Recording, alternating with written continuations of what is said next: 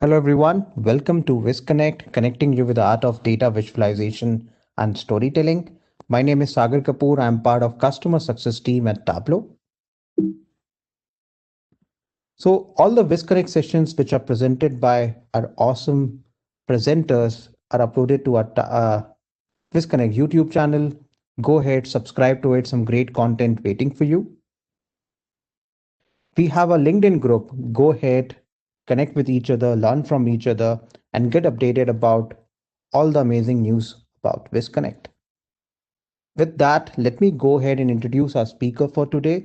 His name is CJ Mays. CJ works as an analyst at Lloyd's Banking Group in London. He loves experimenting with new data sets, focusing on storytelling and using a blend of data and design. His favorite topic to visualize is anything sports related and would hugely encourage anyone to get involved with the Sport with Sunday initiative. For CJ, the best part about Tableau Public is the ability to share ideas and learn new techniques from the data fam. He is super excited to be able to share some of his learnings around construction radial visualization. So without further ado, I will hand it over to CJ to talk about circular Sankeys. CJ, over to you. Thank you very much. It's great to be here. Let me just share my slides.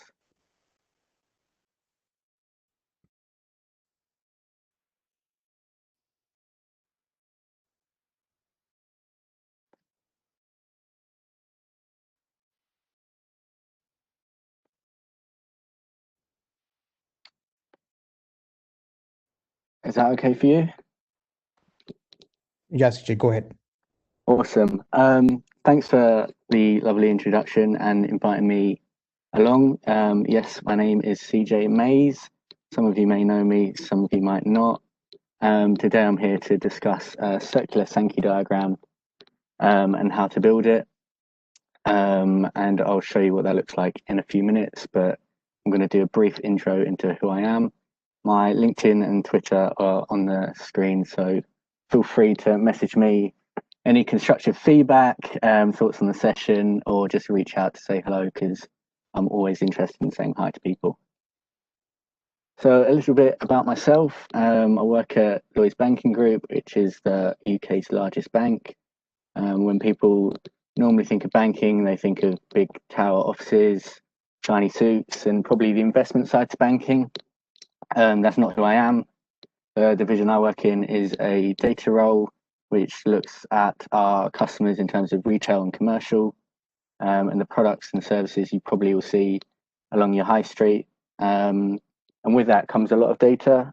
I think we're the second largest data collector in the UK, behind the NHS. Don't quote me on that, but I think that's true.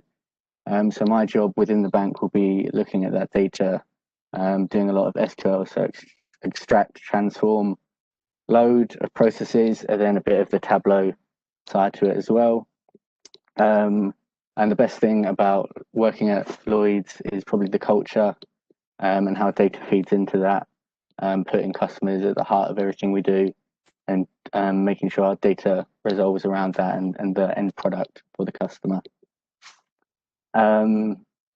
Joined Tableau back in March, so fairly new to it all.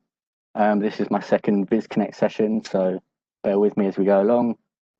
And I was recently a Tableau Public featured author, albeit as of 2 days ago, no longer on the website. So do check out the new people that have been rotated in, whilst the rest of us have been rotated off. So there's some fantastic new authors on there, fantastic new content. Yes, Sports with Sunday is probably what I partake in mostly. Some people hate sports. I tend to love the data. I find it very interesting and easy to understand. So a lot of my work has been sports related. I do enjoy other things as well, including some of my hobbies listed on screen. I put reading on there. One of the things that I'll refer to later is actually a quote from the most recent book I'm reading on businesses, but we'll try not to dive into that too much. But if you are interested in any of those hobbies as well, do reach out, because commonality is a great thing.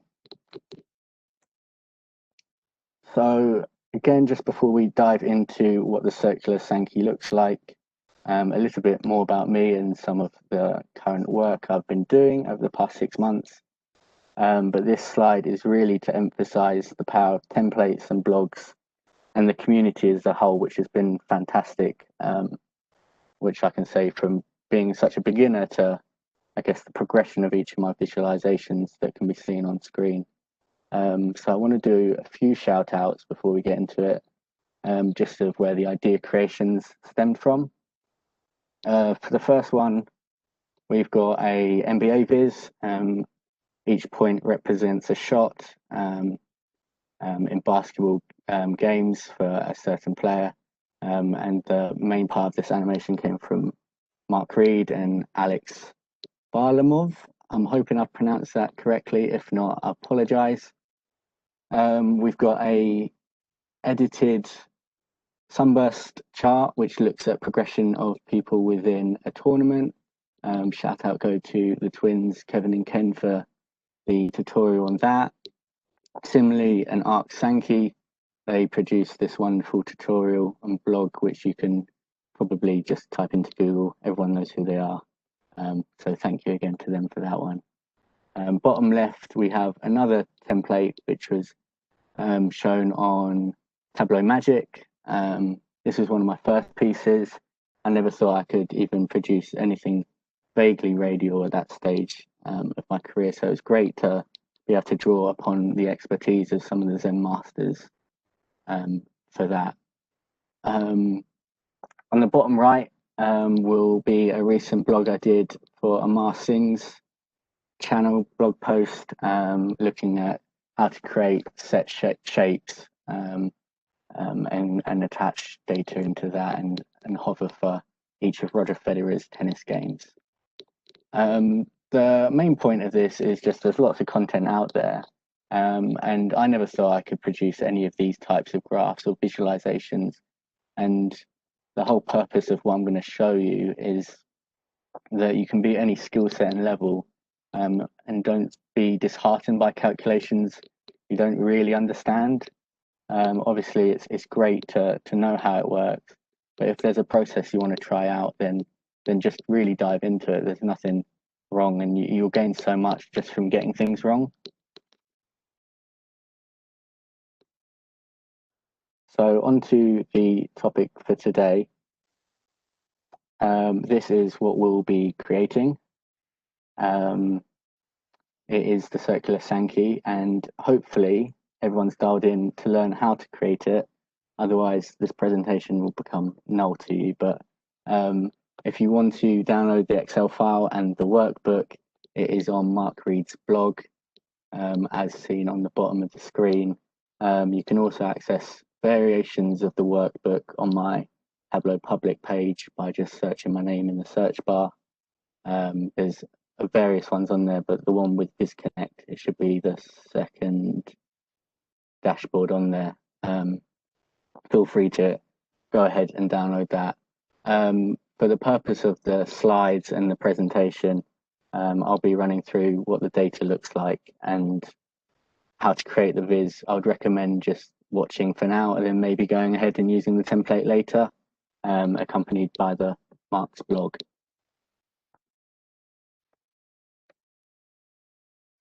So onto the official agenda. I'll start with the inspiration because this was not my idea initially. Go on to the usability, where and when to use a Sankey diagram or a circular Sankey in this case. And then on to how we prep the data, some of the trickier calculations which we shouldn't be afraid of, and then finally doing a live build. So hopefully I'll get that right. And then a couple of added extras, which will look to see how can we change the shape of the circular Sankey to be a bit more dynamic, as shown in this. If you haven't seen this type of shape before, this is also in one of my recent vizes, which looks at the different tennis players' wins of the ATP tournaments over time. Oh no, the Grand Slam, sorry, over time between 2000 and the most recent year.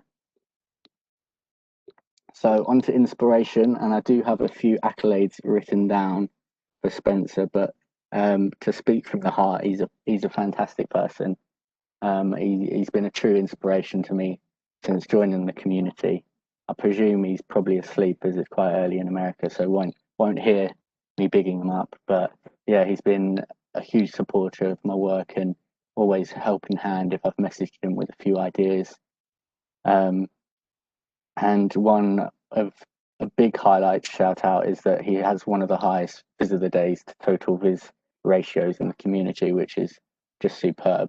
The reason I'm shouting him out specifically is because pretty much all the calculations came from Spencer himself. If you haven't seen his UEFA Champions League viz, do go away and look it up. I've put a link at the bottom of the screen. Hopefully these can be copy and pasted in. I keep seeing a thing pop up in the top corner.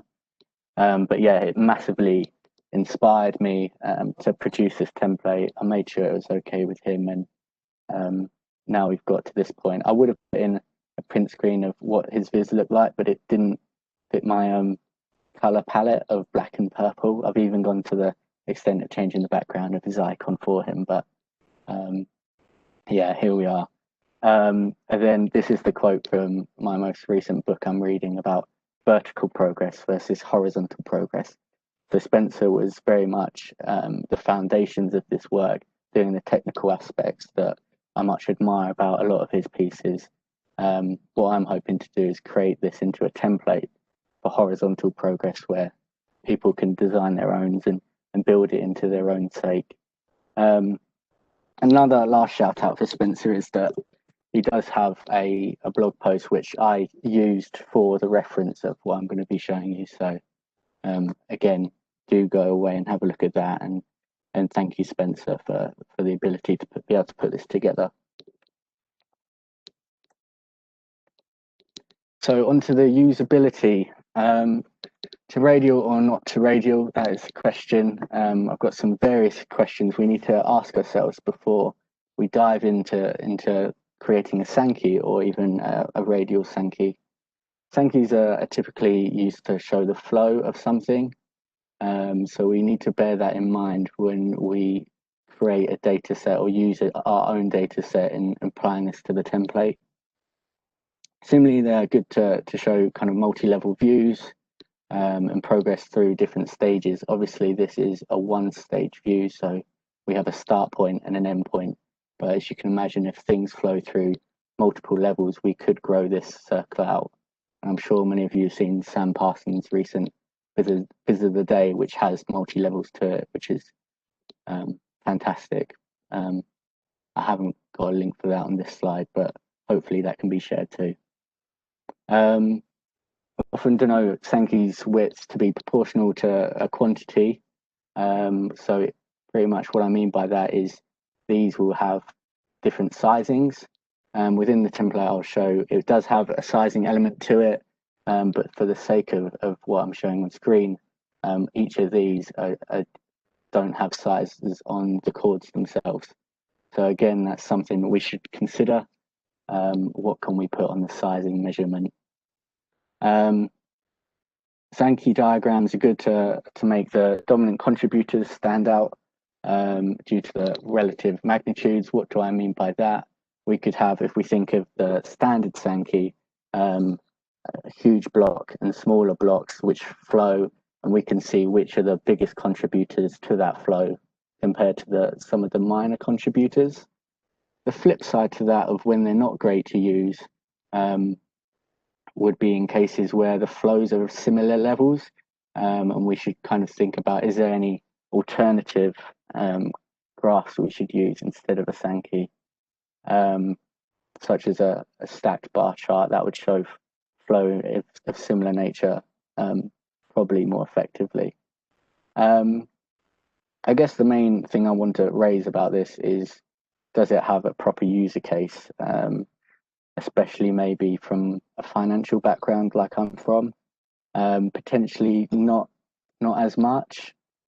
So it's just something to be wary of. Can people understand and interpret this graph if this has no context to it at the moment because it's just a slide on screen, but can you understand that this is 1 point flowing to, say, 10 other points? Is this the best way of showing that flow of one team to 10 different wins in different years? In terms of the business user case, I've only had one person in the community, Eric, message me that is actually needed for a project they were working on. But again, it was a variation of this where it was actually a semicircle and it was kind of radiating out like a flower, which I guess would be similar to an arc Sankey, but just based on the start and end points. So just stuff like that to consider. Might not always be the best user cases, might not always be the best for the data we're using, but it does look pretty cool. So onto the data prep and the actual reason I hope most people have dialed in for.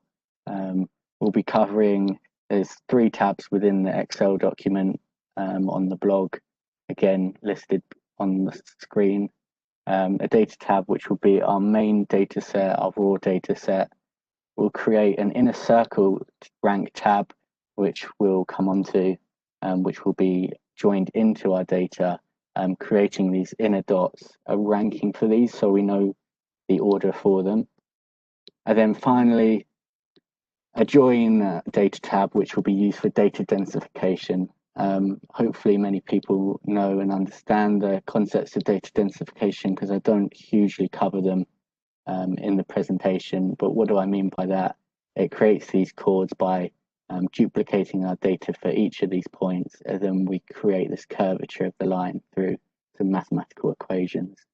So what we do is we also join that into our data using a common field. So I'll take these step by step just to explain what we can include in our data, how to structure our data, and a means to go about it if you were to use your own data set. Firstly, the outer circle rank and the outer circle name. These, I guess, as an initial starting point, are probably one of the most important things to get right. This template is a many-to-one relationship. What I mean by that is each point around the outside is a distinct point, i.e. all the nodes flow only to 1 point only. If you want a many-to-many relationship, i.e. many points can flow to a point on the outside, you'll have to message me separately because there is a way of doing that, but this template won't fit that currently. So what we have here is an outer circle name. So whatever you want on the outside, we will create that in the outer circle name.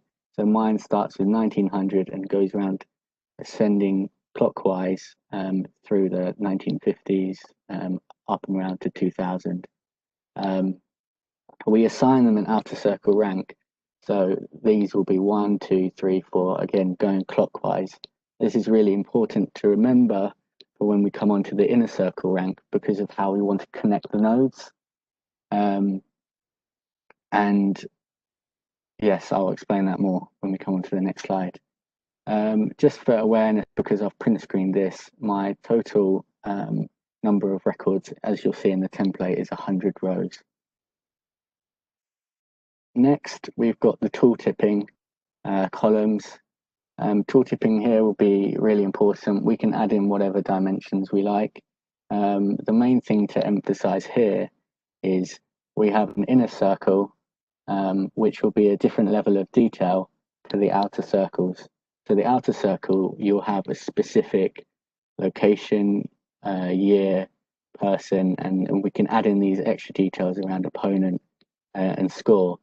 Whereas if we have the inner circle, this will be a person which maps to the years they've won. Therefore, this won't contain the same level of tooltipping information. And we'll come on to that when we use our calculations, how to separate that out. There's a separator calculation as well as we create a tooltip calculation.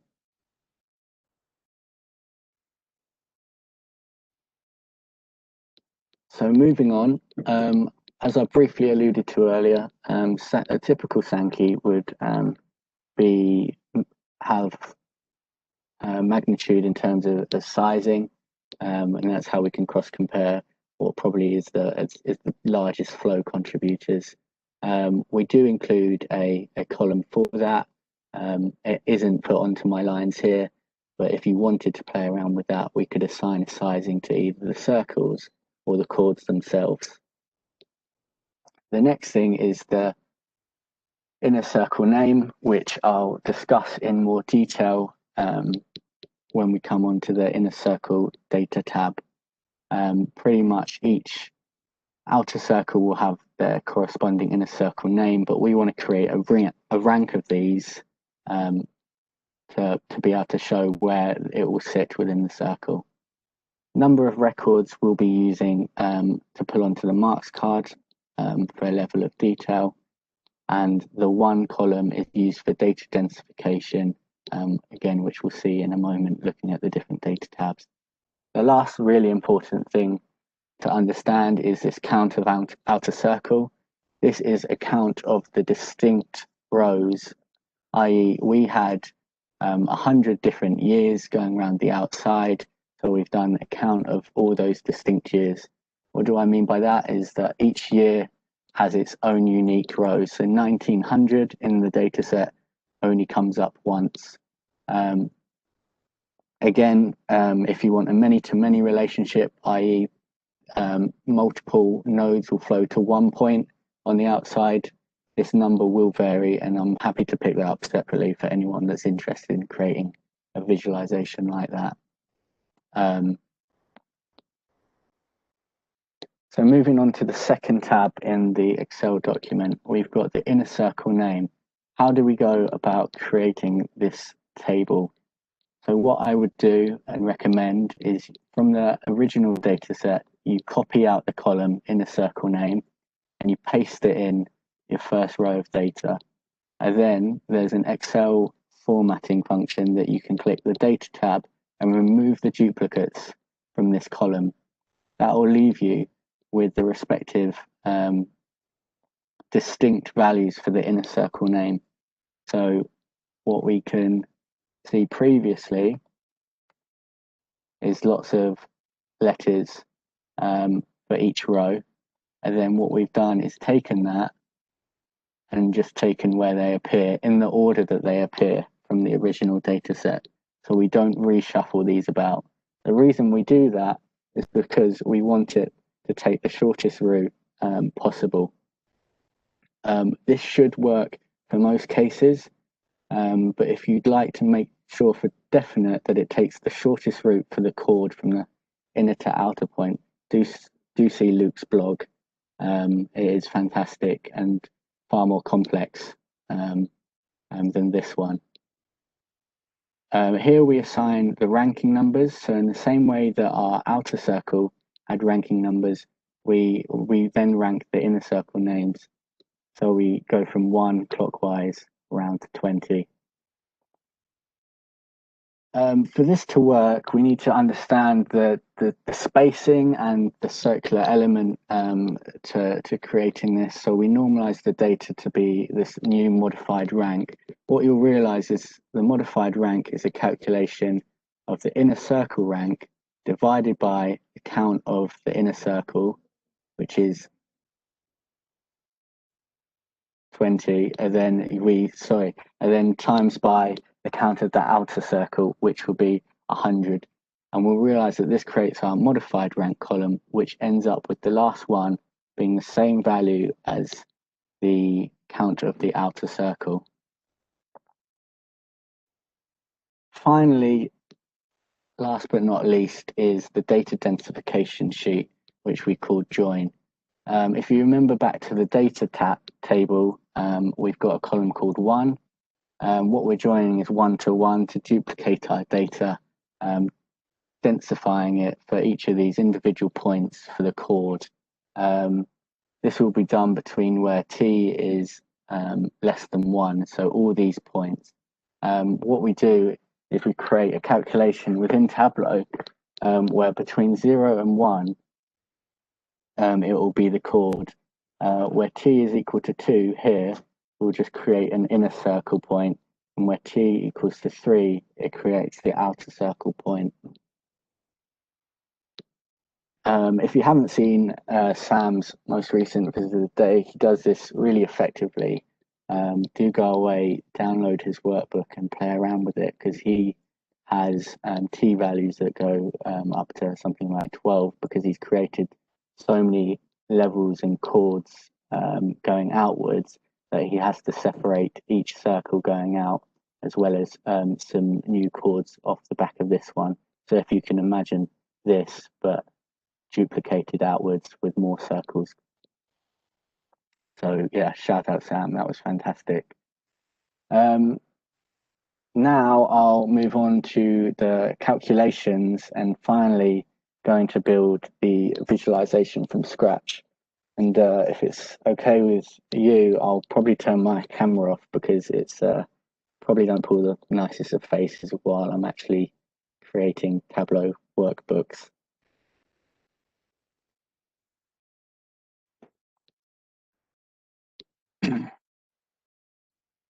Oh, I can't, so you're gonna just have to see my face. But anyway, we'll crack on. So we loaded the data sheet in, and just to show you how it works, pull in the original data file, we then pull in the inner circle rank, and we left join this data in. So what this is effectively doing is joining on inner circle name to inner circle name. And by doing so, it allocates each of our records of what we'd see in the inner circle name with their respective rank number. It will also bring in what we need for the modified rank value. After that, we pull in the data densification sheet, which is called join, and we join on 1 to 1. What this will do, we'll duplicate the data that we need to plot each individual point along the chord. Once we've done that and we're happy, we can go to a new sheet.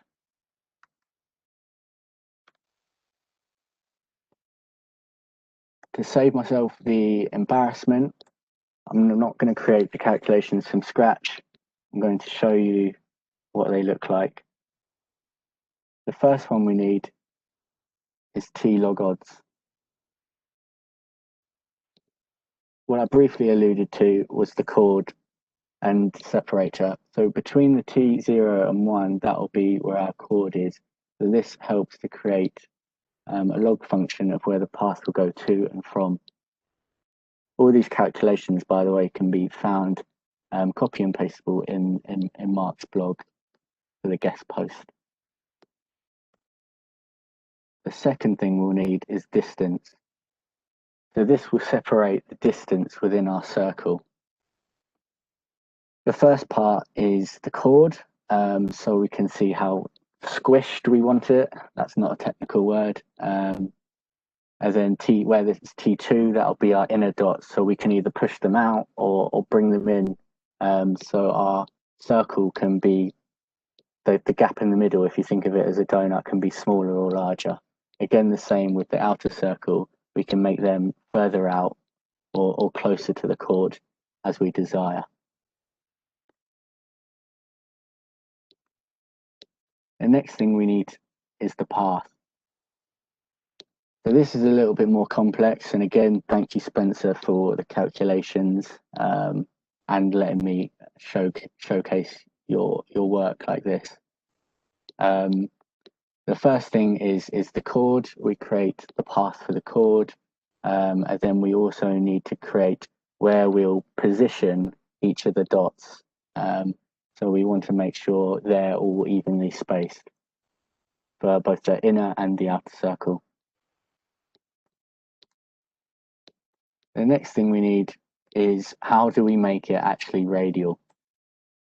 So if you remember back to the maths days, we use pi to make it radial, as well as creating the lines using cosines and sine curves. So this will help create it radially. If there's time as well, I'll briefly show how we can make the circle into a semicircle too. Y follows a similar calculation using pi, Again, it will be in the blog, so you can copy and paste. If you are interested in the maths side of things, do message me separately and we can pick up from there. If I'm brutally honest, maths isn't my strongest point, and I think it stops a lot of people in the community trying new things.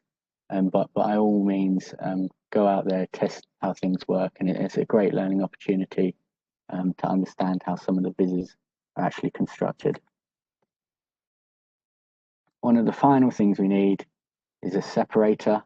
So I briefly alluded to it and I'll show the filter on the final piece of where t is less than 1. That's our densified data between the start and the end point. T2 is our inner circles, i.e. the start point of the chords, and T3 is the end point, the outer circle of the chords. Finally, we create X shape and X lines. This is just to distinguish between what we want to put as the points and the shape themselves. These follow the same calculation, but it's saying when it's the chord, we'll do something. When it's the points, we'll do something else.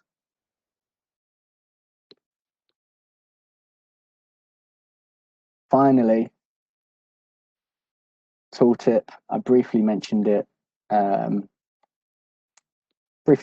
during the PowerPoint slides. Pretty much, I want to say when it's the inner circle, then give it the inner circle name, else give it the outer circle name. This is so that our endpoint and our start points don't have the same tooltipping. This is fully customizable. So say you want the chord to say something very different, you could say where t is less than 1, in the same way that you could say where if t is 3, then it will just bring in out the tooltip for the outer circle. So that's just an example. Right, onto the build, and if you see my eyes glare to the right, it's because I'm actually following my own template for this one. So we'll see if it actually works. The first thing we need to do is drag Y onto columns and change the marks card to line. After we've done that, we need to find the inner circle name from the data table and drag that onto detail. We also need to drag separator onto detail.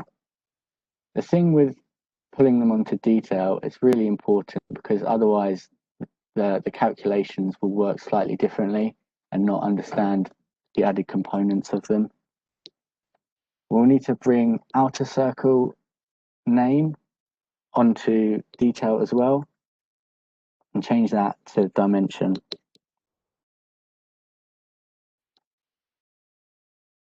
And number of records, again, this gives it a level of granularity that we need. At the moment, you can see it looks nothing like a circle. So let's drag in the components we do need. So X lines, we will make that a dimension. As you can see, this vaguely looks like what we're after. Couple of things to note is we haven't fixed the path. That's why there's this huge block of blue. And then also we want to drag on X shape. This is the shape of the outside circle. This is looking a little bit better, but we need to find path. And we'll drag that onto path. There we are. The lines are tidied up a bit now. The last few steps are we want to dual axes. We also would want to synchronize the axis. Perfect. Now it's a case of formatting. We want to drag inner circle name onto all, onto color. And this gives us our colors. I have played around with the colors already myself, so you'll probably get some other colors. And it's important to note that that comes from the inner circle rank tab. If you pull it from the data tab, sometimes it multiplies out the color listing. It hasn't in this case. The next thing I want to do is look at tooltipping. My tooltips will come onto the other screen. And what we'll do is we'll add the tooltip onto tooltip here, and then add it in. Let's just make this a bit tidier.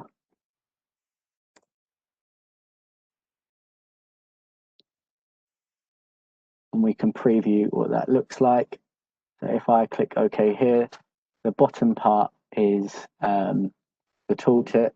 So going around, I have each of the different, the tooltip refers to the inner circle when I'm hovering over the inner circle where it's equal to T2, and where it's not equal to T2, it's referring to the outer circle number.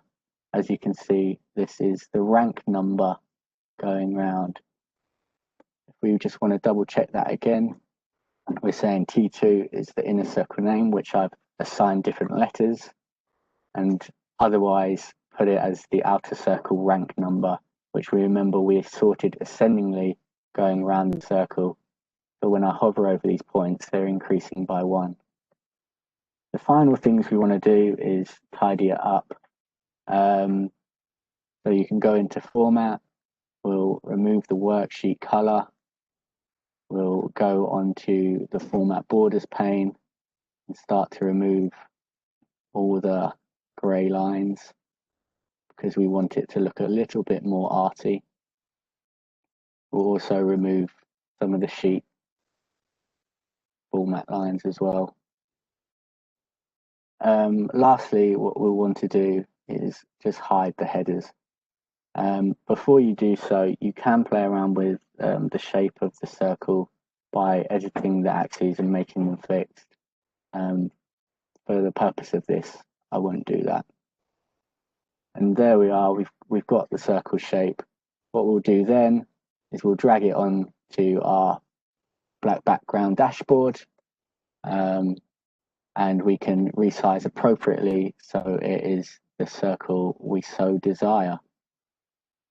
Because I've got a few more minutes and ran through that fairly quickly, one last thing I'll show is how do you make this a semicircle. So our calculations to make this radial will be using our X and Y coordinates. So we go in and edit this. And what we'll want to do is within this gap is divide by degrees. And I should actually show you the parameter first before I do this, but I'm going to do it after now. I'm halfway through.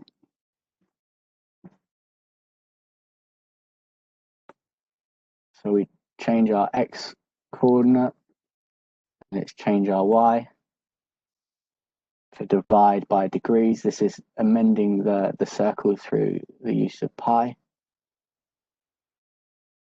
And let's now show you what this parameter looks like.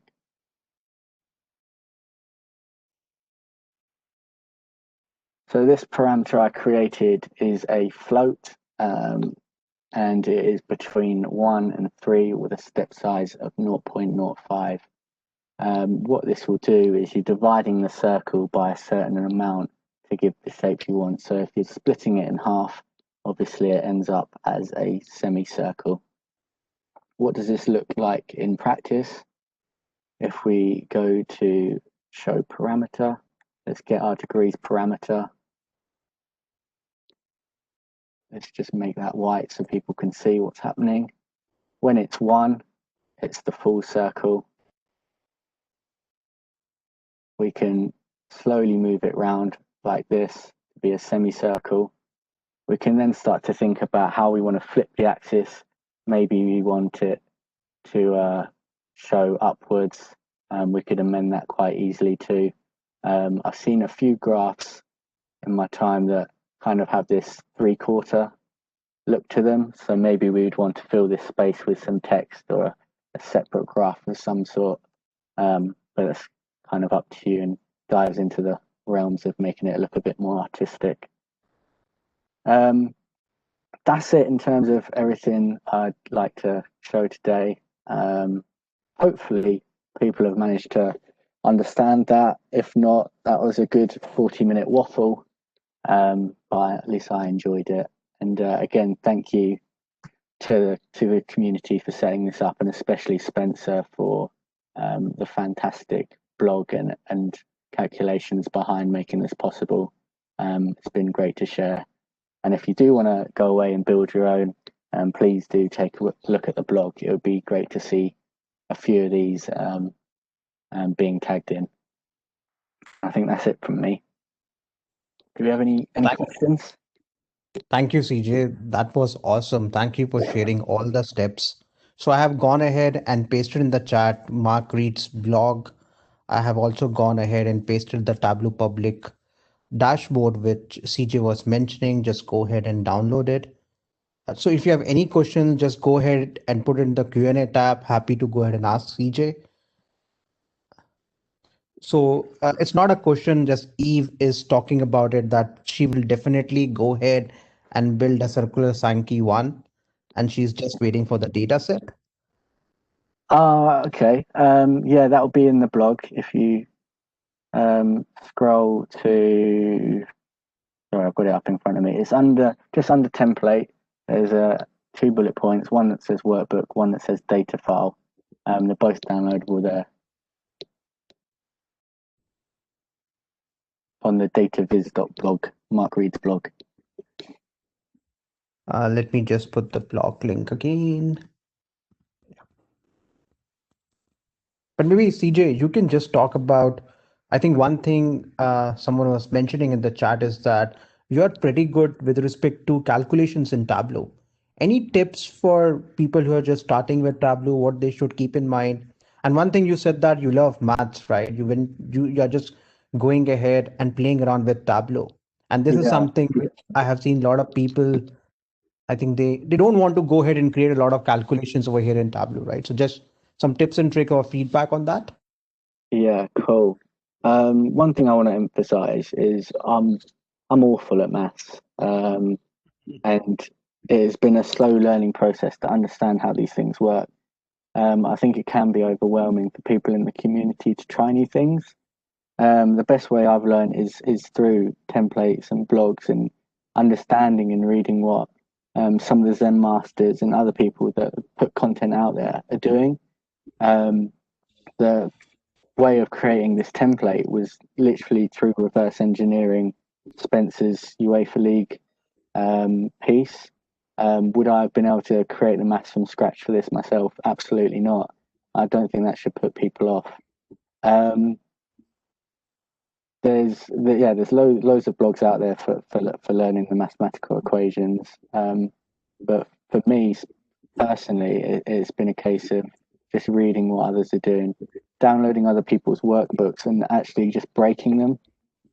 If you start playing around with some of the functions and some of the calculations that people have put in their workbooks, you can just amend the numbers, see what changes in the graph. So if I was to go into this and go into one of the calculations, pretty much my way of learning is I would go in, I would change this to a different number.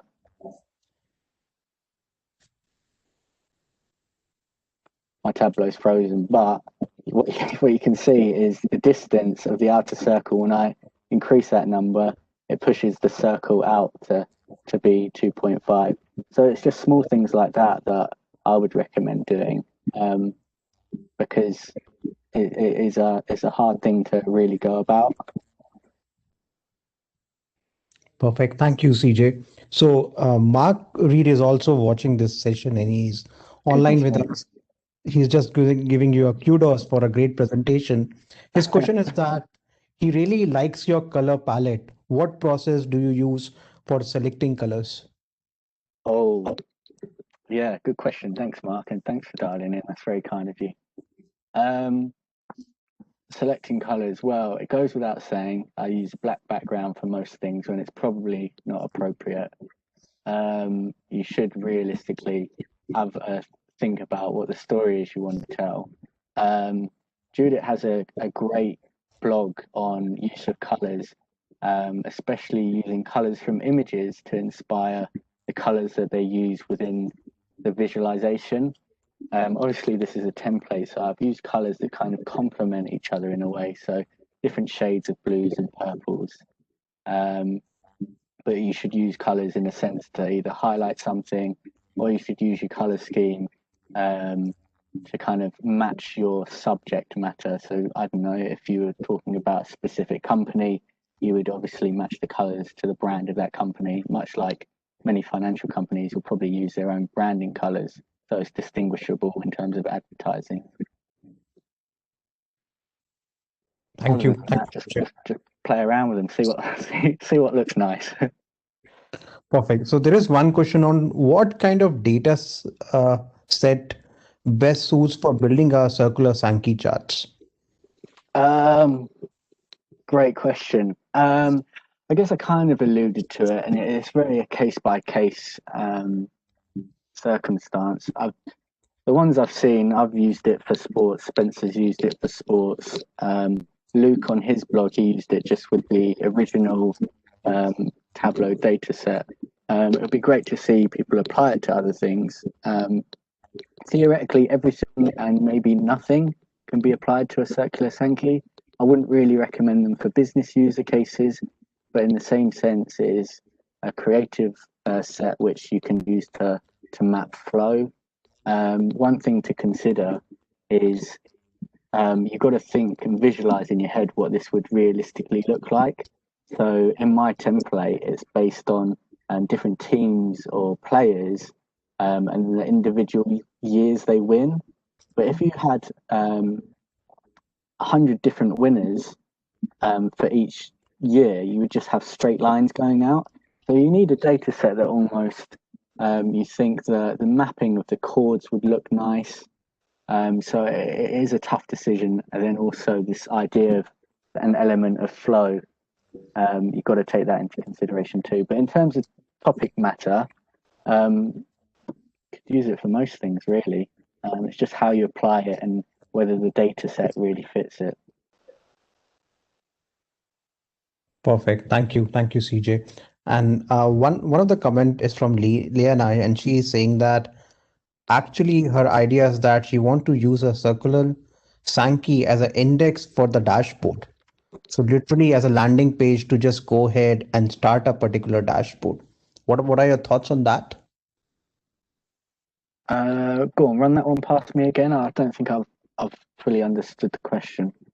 So the question is that like one of Liana, she's thinking about what is your feedback if she wants to go ahead and put a circular Sankey as an index of a dashboard.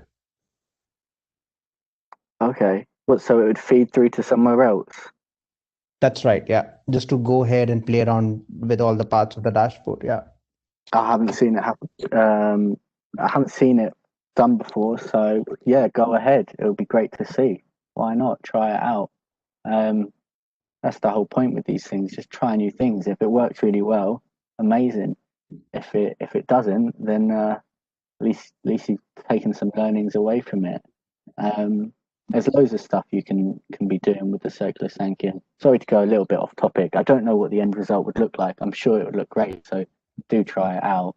But stuff like making it semicircles, three-quarter circles. We could even map these outer points. Maybe if it was a semicircle to a map, we could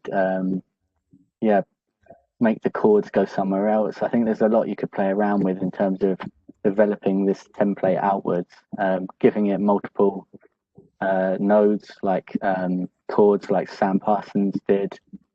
So yeah, loads of room for experimentation, and so I wouldn't put you off. I'd say go for it, and I look forward to seeing what that looks like. Perfect. Thank you, CJ. And just to take a last question from Philip, he's asking, is there an easy way to add slanted labels to the dots, both in the inner and on the outer ring? I haven't come across how to do that, but if you do, then let me know. I think most people use Adobe or Figma to create it. I'm keen to see how it's possible to create labels that are rotated. Hopefully, there's a way. but whenever I've tried you can put a label on the inner and outer dots, but they'll work horizontally or vertically, I'm pretty sure. I'm not sure if there's a way to put it along a path line of some sort. If I've got that wrong, then hopefully people in the community will correct me, but I do struggle with that sort of thing. Thank you, CJ. I think I will just go ahead and ask two questions from my end. Just wanted to understand from you. The first thing I want to ask you is that what's the importance of feedback for you, right? When you're designing something in terms of your visualization, do you reach out to someone in the community just to go ahead and get a feedback on your visualization? And the second part to it is that do you have a mentor like who really helps you to understand what are the things you are improving in your data visualization and storytelling skills? Cool. Let's take the first question, which feedback. Yes, when I was fairly early on back in March, I would private message a few close friends. I wasn't really known in the community anyway, but I'd always ask for feedback, and that also transcends into the work life. It's the best way to improve. I would take that up privately, but I know a lot of people on Twitter will tag. And there's a specific tag if you want feedback. It's always a good way of learning how to improve. I think society wise, sometimes we're a little bit hesitant to ask for feedback just because we think it might be negative or it might deter us from continuing because it might not always be positive. But I think it actually is the best way to improve and get better. So I'm always, if not asking too much of some colleagues and friends in the community to ask for feedback.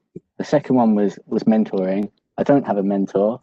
Well, for Tableau anyway. I do have mentors in other kind of paths of life, but there's a great mentorship program that I think is run by Adam. I'm not sure. Again, happy to be corrected.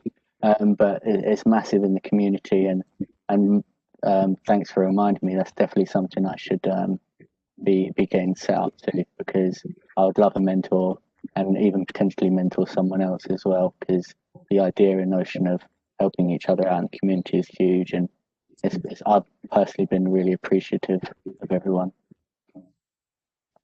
Perfect. Thank you, CJ. Any last tips and tricks you want to give it to the community if for someone who is just starting with Tableau? Um, Put me on the spot. Just keep working at it. I've had phases where I've been really put off because I've seen people's work that is just so inspiring and so good that you think, wow, I could never do that. But you can. It's just a lot of commitment and really wanting to achieve new things. And I think a lot of hard work goes a long way. And it's a great community to be a part of. So yeah, just stick in there.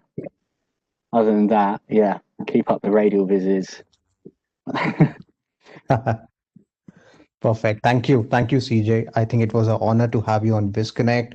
Thank you for inspiring us with all your awesome visualization. And yeah, keep doing that. Thank you so much for having me on. Perfect. So with that, thank you everyone for joining. Go ahead, try out the circular Sankey visualization, and just tag CJ and me on Twitter. We can help you Absolutely. and a shout out to you over there. And yeah, happy to help you in that. So with that, thank you for joining. Have a great week ahead. Happy weekend. Be safe. Take care, and we'll see you next week. Thank you. Bye bye. Awesome. Thanks, everyone. Bye.